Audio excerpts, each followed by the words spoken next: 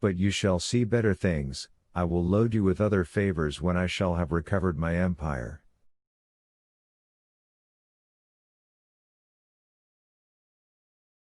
Will you promise to serve me zealously?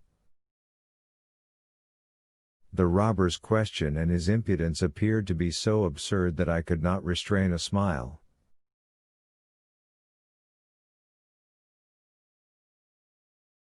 Why do you laugh?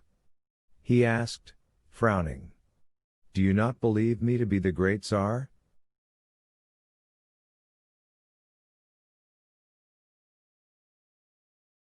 Answer me frankly.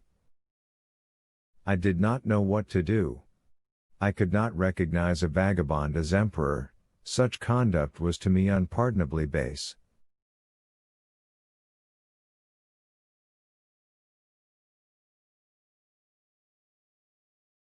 To call him an impostor to his face was to devote myself to death, and the sacrifice for which I was prepared on the gallows, before all the world, and in the first heat of my indignation, appeared to me a useless piece of bravado.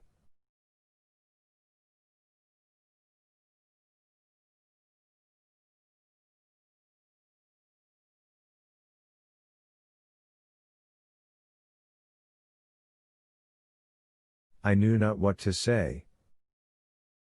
Pugachev awaited my reply in fierce silence. At last, and I yet recall that moment with satisfaction, the feeling of duty triumphed in me over human weakness, and I made reply to Pugachev, just listen, and I will tell you the whole truth.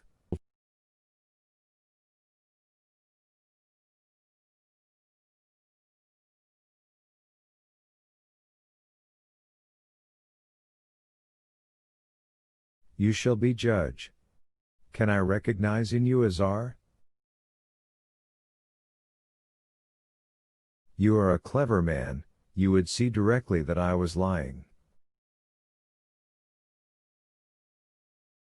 Who, then, am I, according to you? God alone knows, but whoever you be, you are playing a dangerous game.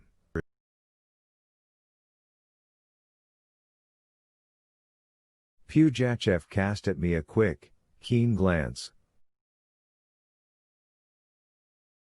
You do not then think that I am the Tsar Peter? Well, so let it be.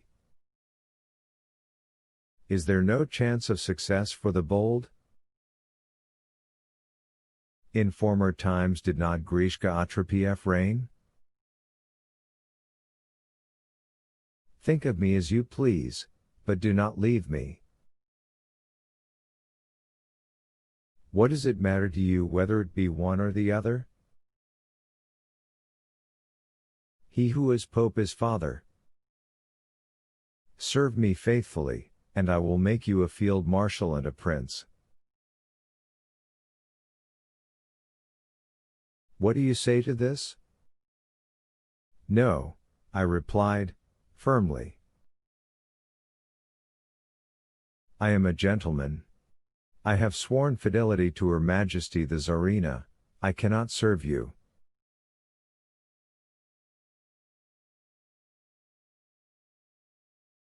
If you really wish me well, send me back to Orenburg.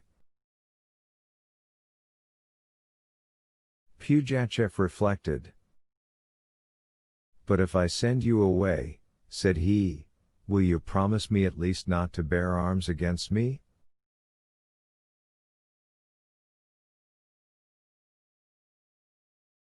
How can you expect me to promise you that? Replied I. You know yourself that does not depend upon me. If I be ordered to march against you, I must submit.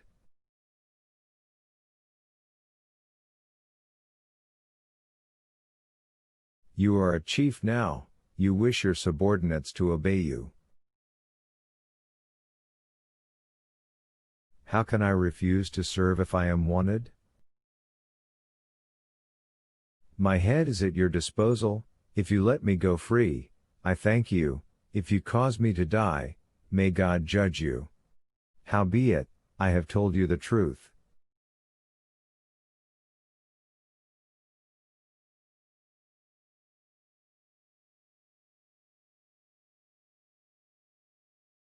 My outspoken candor pleased Pugachev. E'en so let it be, said he, clapping me on the shoulder, either entirely punish or entirely pardon.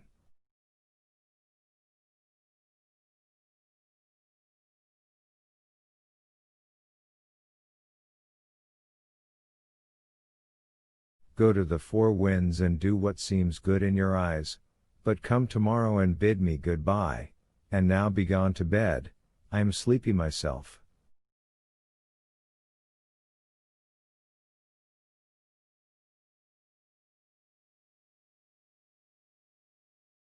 I left Pugachev, and went out into the street. The night was still and cold, the moon and stars, sparkling with all their brightness, lit up the square and the gallows.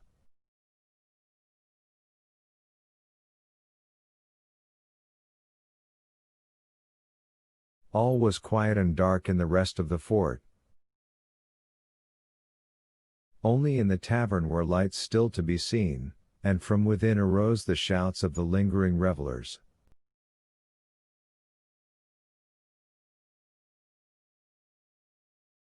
I threw a glance at the Pope's house. The doors and the shutters were closed, all seemed perfectly quiet there. I went home and found Savéliitch deploring my absence. The news of my regained liberty overwhelmed him with joy.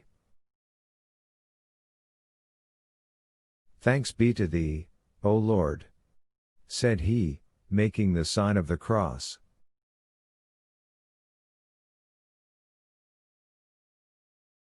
We will leave the fort tomorrow at break of day and we will go in God's care. I have prepared something for you, eat, my father, and sleep till morning quietly, as though in the pocket of Christ.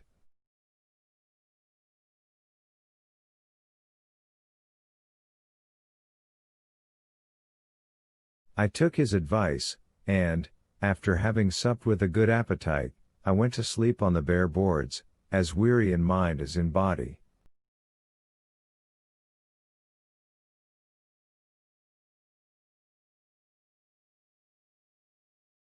Chapter 9 The Parting. The drum awoke me very early, and I went to the square. There the troops of Pugachev were beginning to gather round the gallows where the victims of the preceding evening still hung.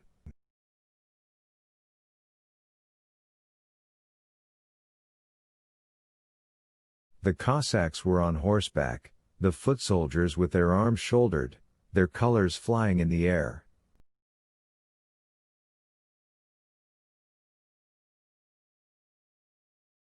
Several cannons, among which I recognized ours, were placed on field gun carriages.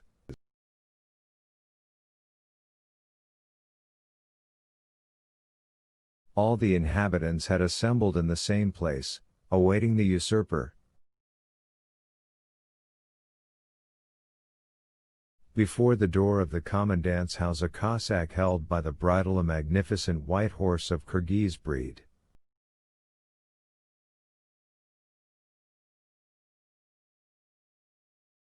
I sought with my eyes the body of the commandant's wife, it had been pushed aside and covered over with an old bark mat.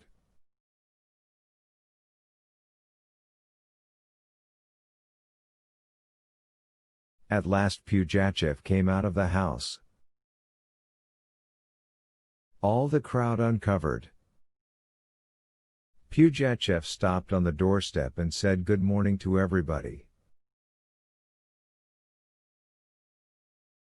One of the chiefs handed him a bag filled with small pieces of copper, which he began to throw broadcast among the people, who rushed to pick them up, fighting for them with blows.